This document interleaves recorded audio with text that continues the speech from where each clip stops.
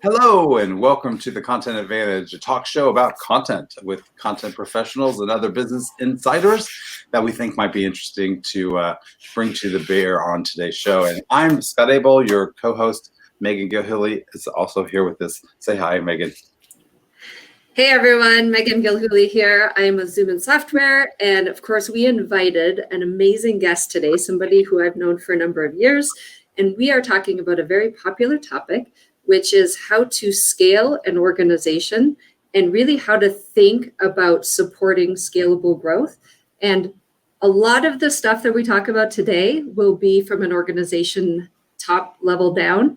However, content teams need to scale too. And a lot of the stuff that you wrote about in your book, Karen, and a lot of the stuff that you post on LinkedIn all kind of relates to how we scale content operations. So welcome to the show, Karen. It's good to see you. Karen.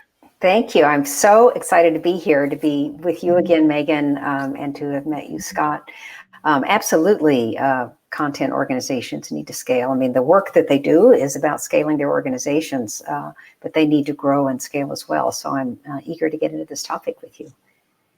Excellent. We are excited to have you because we are proponents of scalability and are always on the lookout for interesting ways that our audience can learn from other business insiders. So thank you for sharing what you've learned today. And thanks to our audience members for joining us. If you've just joined us right now and you've not been on a Bright Talk webinar with us before, here's a few things you should know. First, you are not on camera. Only we are on camera. You don't have to worry about your microphone or camera.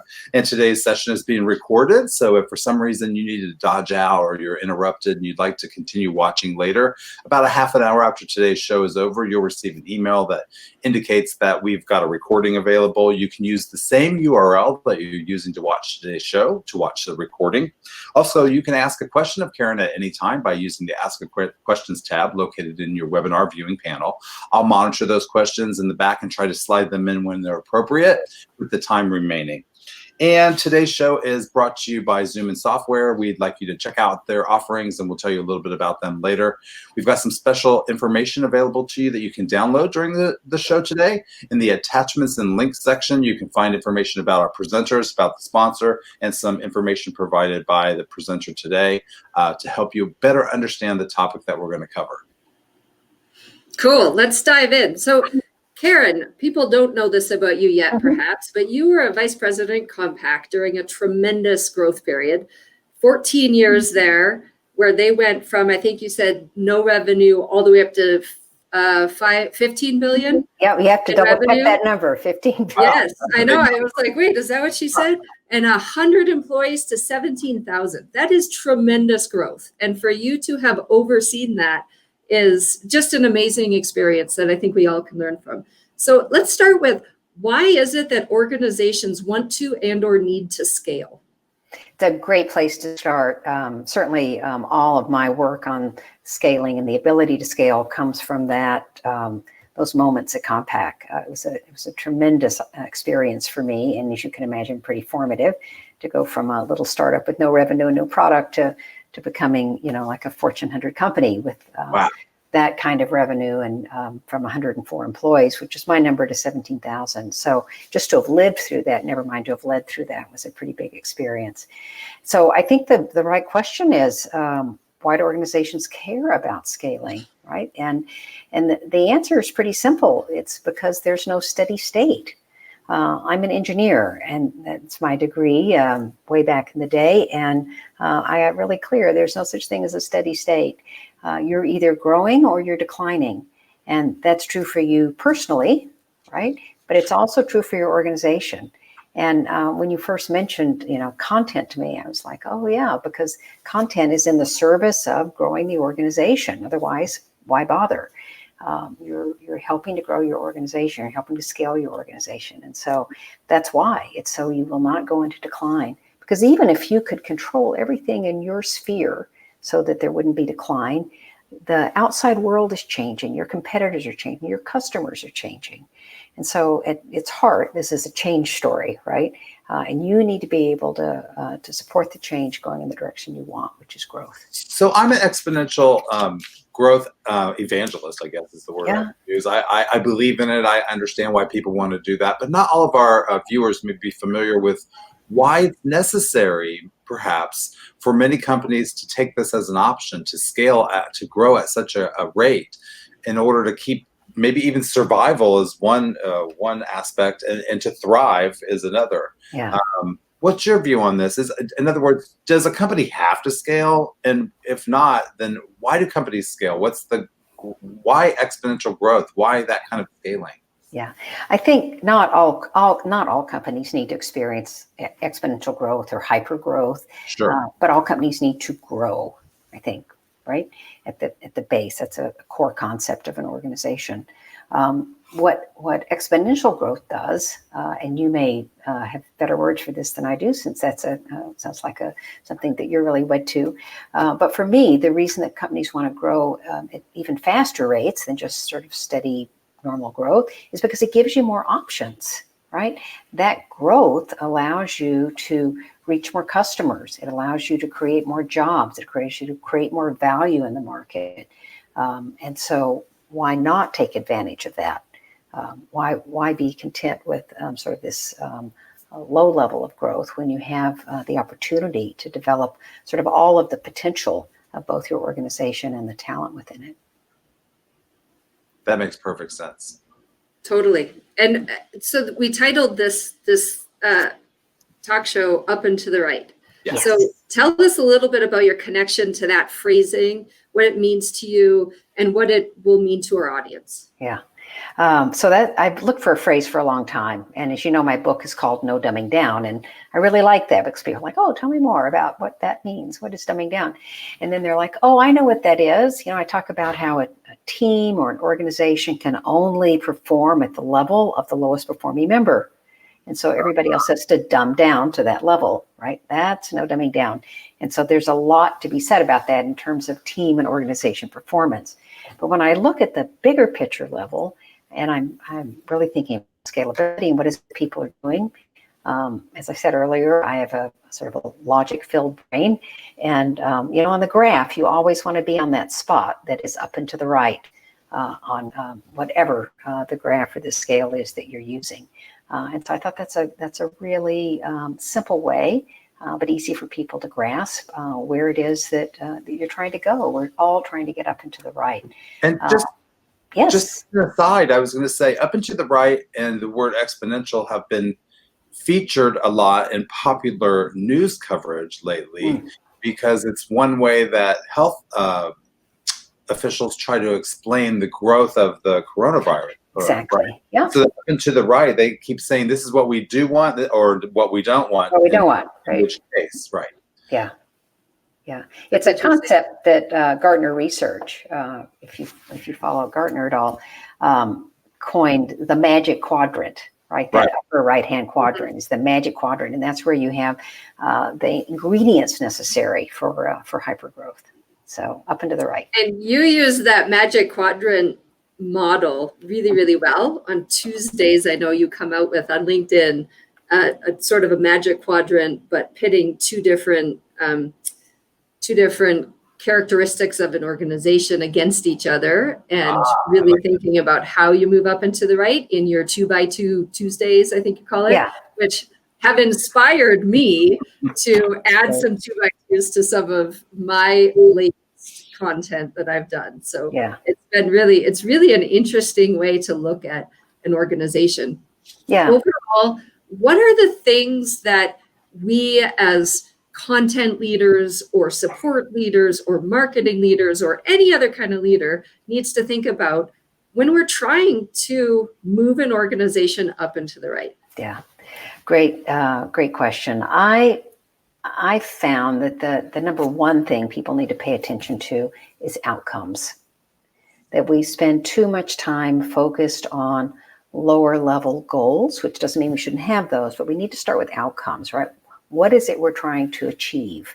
And once we know those outcomes, then you can back off to what do we need to do to get there, right? But you have to scale through focusing on outcomes. And I think you're seeing that more and more now at the C-suite and at the senior leadership in organizations. And if that's happening there, it needs to be happening to the rest of the organization too, if you want your message to be heard, understood, and respected. So I think there are three areas that really play into supporting an outcome-based focus. And the first is awareness, just awareness that things can be different than they are today and that they need to be. Well, we can talk more about that in a little bit. And then secondly, action. You need to have a bias for action, but make sure you don't overdo it. And then lastly, and this is sort of the superpower, is some accountability structure that is both individual based, but also based mutually in the organization. How do we look at this idea of awareness for change, or awareness that something needs to be different? How do we look at ourselves and know whether we are aware of that or if we need work there? Yeah. So for me, I just try to always keep my antenna up about what could be different. Now, you have to be careful because I at least can spend all my time, generating possibilities about what could be different. And I need to make sure I move on to action at some point. But just some awareness that things can be different. It's hard to change your behavior, right? We all know what 92% of New Year's resolutions, according to studies, are not kept. And so it's hard to change our behavior, and we want to. It's impossible if you don't believe that things can be different, or if you don't believe that they need to be, right? So how is it in your best self-interest, because that's what motivates us, our best self-interest, how is it in your best self-interest for something to be different? And to create awareness about that. And when you say create awareness, are you saying create awareness amongst the other people? I mean, first you have to obviously have your own awareness. That's right. You have an aha moment. But assuming you've had the aha moment and now you want to convince others, what are some techniques that people could use to bring awareness without being perceived as maybe getting into part of the business they weren't invited into? I think some of our viewers may be fearful of jumping into some place that someone didn't request them to jump into. Mm-hmm. Yeah, so that's the nice thing about outcomes is they're often shared when they're successful. They're shared cross-functionally in the organization. So I think to bring awareness, you have to ask questions. You have to bring curiosity. Don't try bringing answers, right? I had an aha that we should do it this way, right? Well, that's a little harder sell than I had an aha that we could do this better if we worked on it together. Let's talk about, let's brainstorm, let's come up with some ways that. Even if you have the idea, it's not the best idea to jump in there with it. Instead, it's maybe better to encourage the thought process behind that so that other people will come to an idea too. That gives you the opportunity to discuss and build upon it. Absolutely. And the strongest ideas will be those that you co-create, right? Of course. Your idea may or may not be the best one. It's not, even for those of us that think we're really smart at these things, it's not, we don't always have the best idea, right? So you might learn something by getting into dialogue with someone else.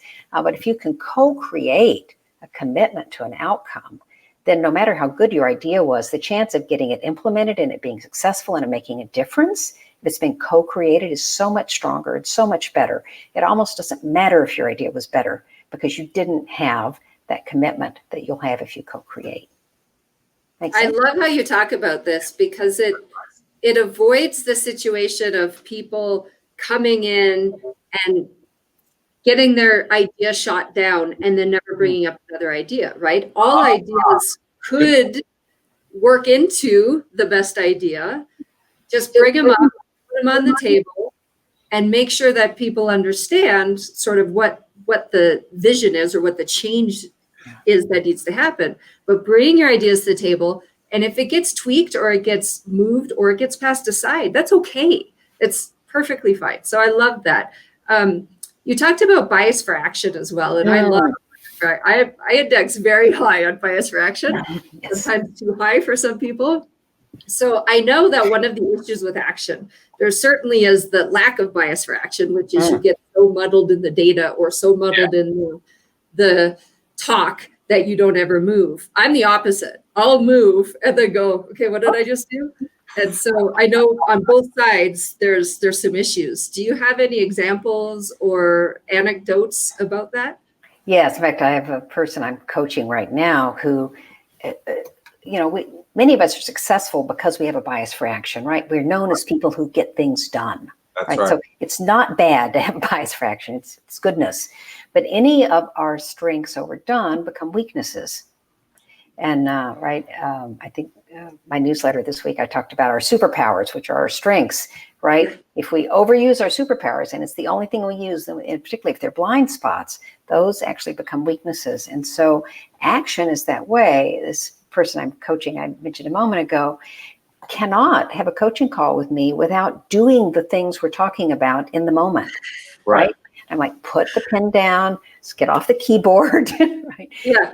It's not that some of that, could be useful, but some of these things need thought. They need consideration. They need, and your content professionals will appreciate, they need more than one draft before you send them out, right? You need to consider.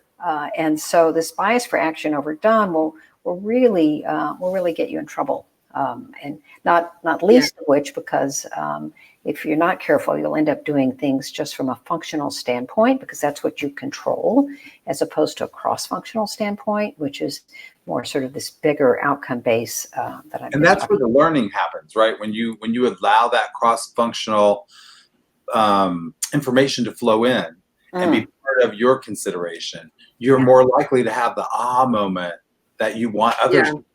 Yes. Or when you pit me against somebody that has a lack of bias for action, we come together in the middle. They make me focus on writing the content strategy. And I'm like, okay, now the strategy's done, let's go. So that we balance each other out, right? Yeah, exactly. I read an article over the weekend that Jeff Bezos had given advice to some business leader who I can't recall in the moment. But the advice was, make your decisions at 10:30 in the morning. Yes. Have all the discussion the day before and then sleep on it. And then the next morning around 10:30, make your decision, right? You don't have to don't take an action just because you can. Take it at the moment when it needs to be taken, right?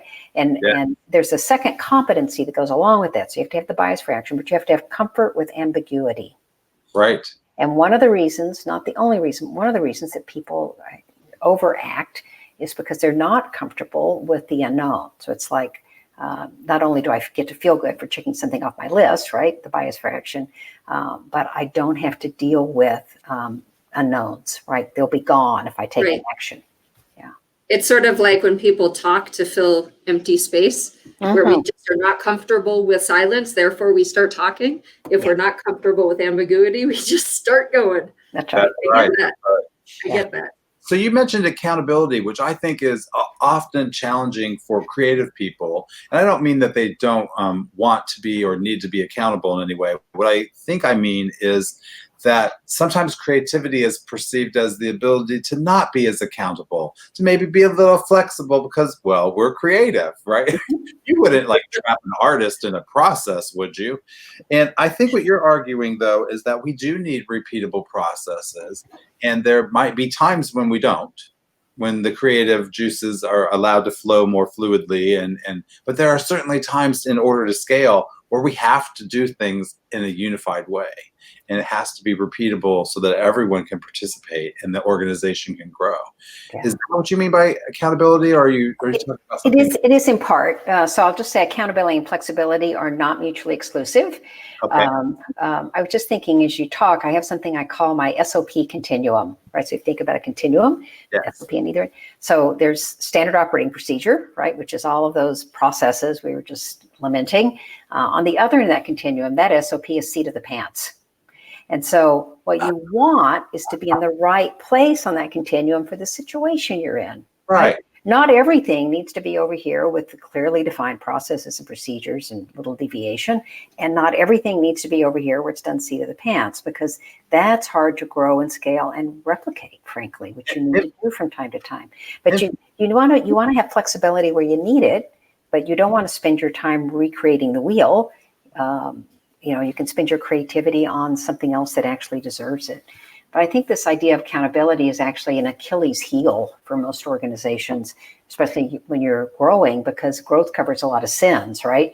You're always on to the next thing and you're generating revenue or customers or whatever it is you're focused on.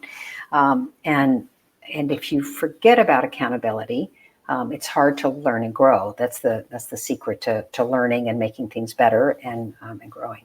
What I thought was interesting about what you said just there is that Megan and I have told you that we've had other shows previously. We've had people who come on and talk about delivering the right piece of information at the right moment when that person needs it. And we call the timeline, if you will, the customer journey. Sure. Map the right piece of content for the customer where they are in the journey. And you're just making the same argument, but our customer is the people we're trying to discuss new ideas with. Yes. And we need to be insightful enough to deliver the right piece of content when needed, not just when we feel like it's good for us. Yeah. Yeah. I think about internal customers, right? As well as external customers. And so what is it from an internal customer standpoint? The other thing about accountability that's important, well, two things I would say that are super important. One is that there's a power in mutual accountability. So it's one thing to be accountable to yourself, right? And if you Sure. don't have that, then there's a whole nother conversation we could have. But if you say you're going to do something, that you get it done. But when you're able to have both self-accountability and accountability with other people, then you can really flourish, because when you're just accountable to yourself, that's a little fragile, right? Because something could get in the way. It's that 92%. We don't make our New Year's resolutions because we don't have. It's just fragile. If it's just other people holding us accountable, then that can put us in a place of fear. Like, the IRS holds me accountable for paying my taxes. And so I pay my taxes, even though it's not particularly something that I would do on my own without the IRS, right? So it comes from a piece of fear. But when you're mutual accountability, when you're self-accountable plus other accountability, so you think about being accountable to your team and your teammates being accountable to you, right? And that can be a functional team or a cross-functional team. Then you can really flourish because you have the support of the team accountability as well as your own sort of innate. And so I think this idea of mutual accountability is really important for any goal, outcome, or process. There's a question from the audience right now, just to kind of tag on to this idea of accountability. And this person says, accountability often has a negative connotation. How do you keep the accountability structure from being a negative experience? Wonderful question. Thank you so much for that. It is negative sometimes, and that's because it's when it's only other people holding you accountable, right? When I hold myself accountable, it's not particularly negative. It's when my husband said, "Did you do the thing you said you were going to do this weekend?" And I go, "Oh, I forgot about it." Right? That's negative. Hopefully the client's never saying that, but so it can be negative. I think one of the ways to keep it from turning that direction is a debrief, right? Frequent use of debrief. And by debrief, I mean that you talk about how did it go? What went well? What would I do different? What did I learn? How do I apply that, right? Those kinds of questions. And if you do that all the time in the organization, you can get to the place where defensiveness is really low because you're all focused on the same outcome, right? And you're owning the I did well, I didn't do well stuff. Nobody else has to tell me I forgot to do whatever it was I told my husband I would do this weekend. I've already said, hey, I forgot to do this. I'll get it done this afternoon. And so this idea of frequent debrief is really important. Don't just save it for the end. Some people call it the post-mortem at the end, right? Well, no one died, at least not in the work that we do. And so what you're really doing is you're trying to learn from your experiences, and learning doesn't have to be a negative outcome. It's the how do we make it better next time? And if you're all focused on that, it can be really powerful. That's great insight. Yeah. Before we move on to touch on some of the things I know we want to get to today, we've got a question from Tina who says, I get it. I'm a convert. I've seen the power of scaling content production, and I understand that without repeatable processes and standardization, efficiency and automation is not possible. But do you have any advice on how I can convert others in my organization who are not as passionate about working with me on challenges like this initiative would require? Yeah. And that's absolutely the place to start, right? First, you have to have your own aha moment of awareness, as we talked about, and then you want others to share that with you. So for me, the way I found to be most effective in that is to create joint outcomes, right? What are the others in the organization interested and committed to getting done? And how do you support that, right? How do you work together in order to make that outcome a reality. And if you can find language that the two of you can agree on yes, this is something we both want to get done, then you can talk about all of these other processes to scale. But it starts with having an agreed upon joint outcome. That's really Very good. nice. And I think this is advice for information developers, because they may have great ideas and not know how to talk about them. It's really critical that we figure out how to deliver right to that audience that we're trying to convert, Right. to make sure they feel like it's safe for them to do so. Yeah. One thing I found about, maybe it's people in general, but I've always managed content developers. And so one thing that I've really noticed is that the folks who are tied to how did I do and tell me the outcome that I had, oftentimes are the ones that get more defensive. Whereas if we can take it outside our own being and look at the data as signals to what's going wrong for customers, if you can get them to pivot in that way, to say it's not what you did wrong, it's what the customer is experiencing is wrong. Now, how do we change all of our behaviors to handle that issue? Yes. I find that pivot is a really, really powerful one. That's really well said, because that customer experience is the outcome, right? Yes, that's exactly. what you're driving towards. Yeah. Exactly. This seems like a good time to briefly tell the audience what Zoom Software does and how could it help the information development team scale up their efforts. Yes, absolutely. So Zoom really helps your customers, to find the answers they need. It also empowers agents to deliver better support. Our platform ingests all of the technical content from across the organization and then delivers a unified, personalized source of product answers and delivers that out to multiple touch points, whether that's your doc site, your service portal, your community, or even inside your product. And so it really helps to scale the information by presenting the same information in multiple touch points from multiple sources. When and where they need it across the customer journey, I'd imagine. Totally. Absolutely. That's the personalization. Yes. Excellent. Well, and thank you for telling us a little bit about that. For those audience members that are curious and want to know a little bit more, in the attachments and links section, you can find some information about Zoom Software, including a link to their website where there's some great archived webinars, including all the past shows that Megan and I have done, and some great content from the team at Zoom Software. So definitely check that out.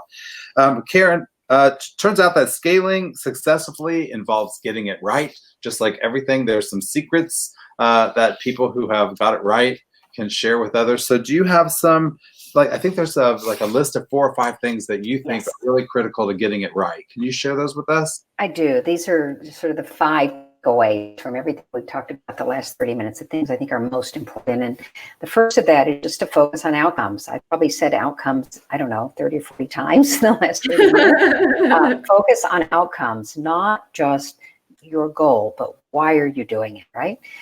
Secondly, find ways to increase your awareness. And that means, in part, getting input from different sources than you might normally get, but always be, how do I increase my awareness? Look for opportunities for that. Be curious. I think you also need to hone your conflict management skills. And so that might seem like a little bit of a non sequitur in this conversation, but if you are going to work with other people successfully and you're going to work cross-functionally to solve problems and deliver on outcomes, you're going to have to deal with conflict. Conflict is just a normal part of 2 people having interaction with each other. And if you're good at solving conflict, all of that will be easier for you. And so I think it's a really important, although maybe not so obvious piece.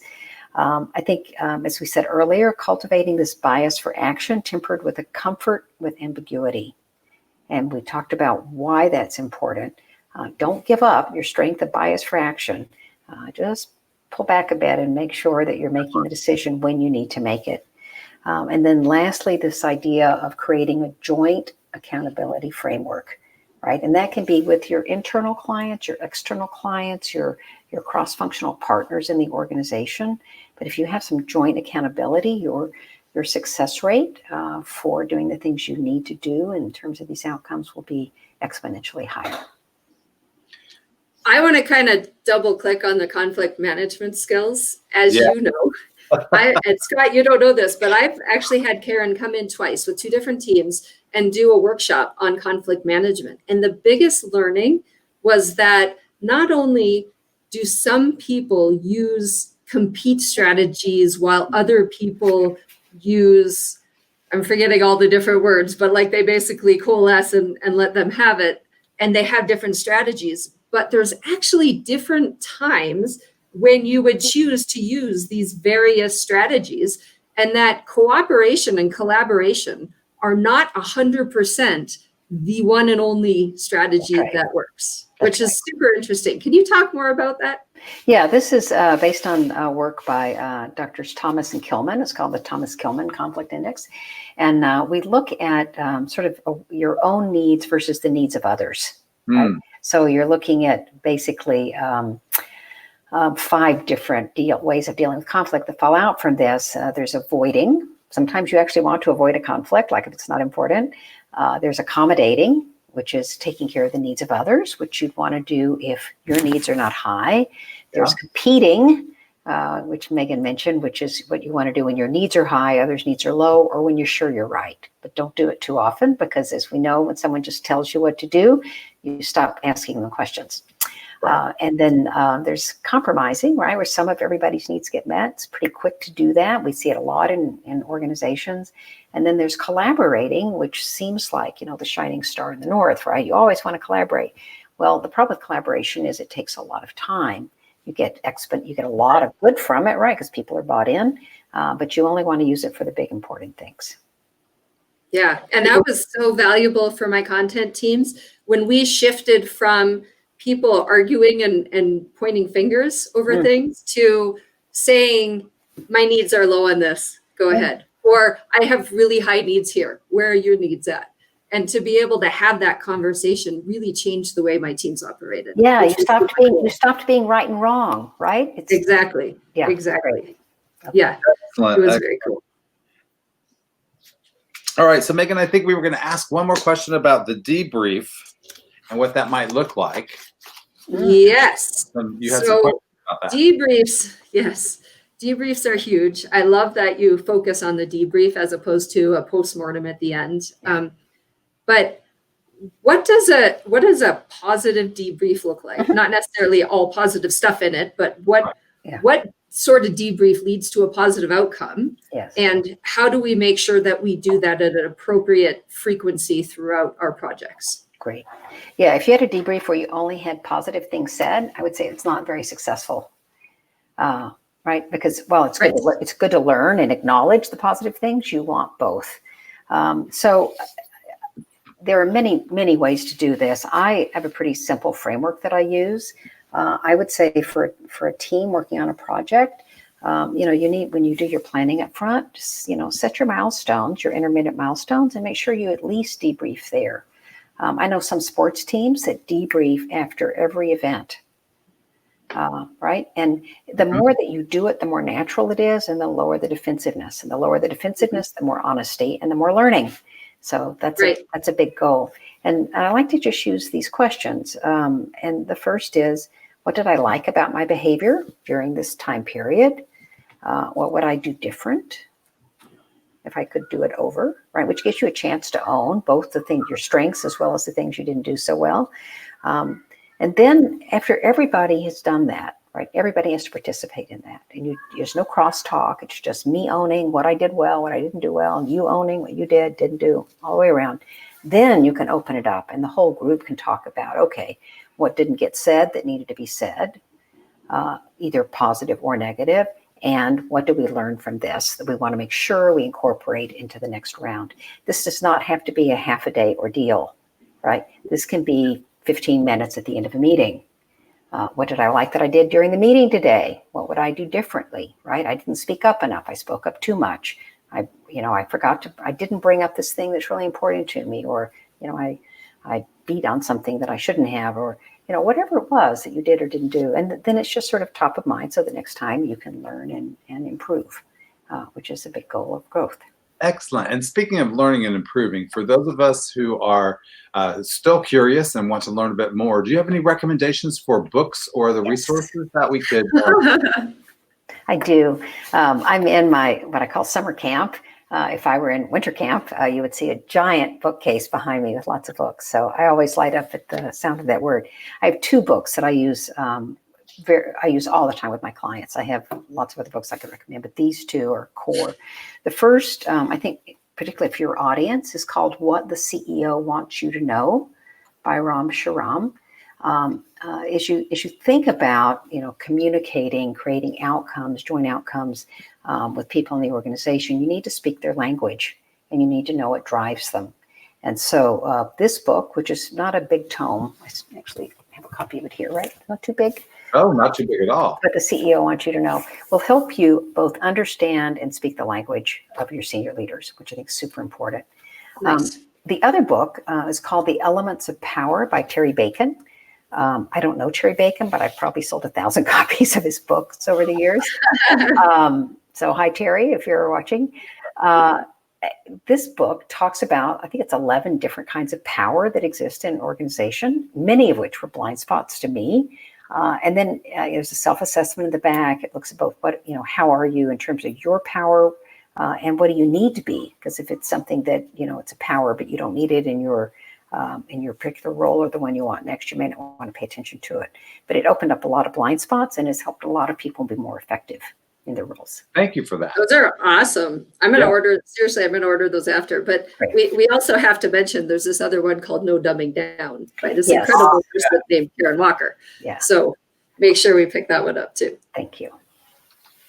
Excellent. Well, I think we're just about out of time today, and our audience members have submitted a couple questions that we had asked you earlier. The only other question that I had was I had a question from Twitter that said, if you were forced to choose between fighting between pushing towards scalability and making some other improvement, even though you knew that the scalability would give you the other improvement, do you sometimes have to just suggest the scalability and get the improvement you want? In other words, do you go after the big thing every time, or do you have to be strategic about when you try to solve the bigger problem? Yeah. If I understand the question correctly, my response would be, what is the improvement in the service of? Why are you making the improvement? Yeah. Yeah. Why are you making the improvement? If the improvement, because most improvements move you towards growth. Right. Otherwise they wouldn't be improving.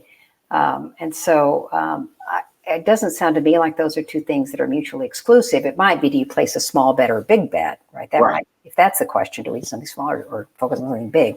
I would say it's super important to have the big picture, long-term vision outcome in mind, so that you make sure those incremental improvements are directionally correct, right? So again, not an either or, but you got to know what the improvement is in the service of. Is it moving you in the direction you want to go? If so, make the improvement. Thank you for if it's a low-hanging fruit for where you need to be, awesome, do it. Right. If it's taking you in a different direction, then you might need to say, oh, that's not the right way to go. Let's pivot. If it's a shiny new object that is distracting you, please let it go. Sometimes hard to do that. You know them well. Yeah. I know that well too. Hey, so thanks for joining us today, Karen. And we're going to close out the show by letting our audience members know, if you just joined us and you didn't get to watch the whole show, don't worry. You'll get a link to the recording about 30 minutes from now.